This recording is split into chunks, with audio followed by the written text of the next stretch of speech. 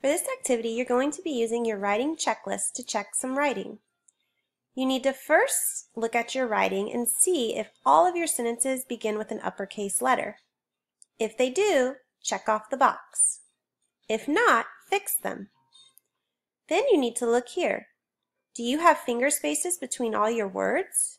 If you do, check it off. If not, go back and fix it. Can you punctuate each sentence? Do you have a period, a question, or an exclamation point to end your thought? If you do not, go back and add them in. Check the box if you're good. Do your sentences make sense?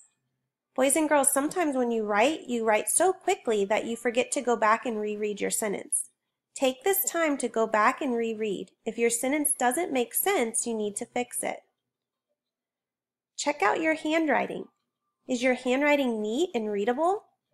If it is, check this box. And last, add your picture with details. Make sure it's a nice picture that is colored in and has quality work.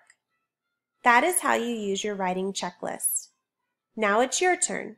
Take your writing checklist and go look at your writing or a friend's writing and be the teacher. Grade it. How did you do? Refer back to this video if you need help.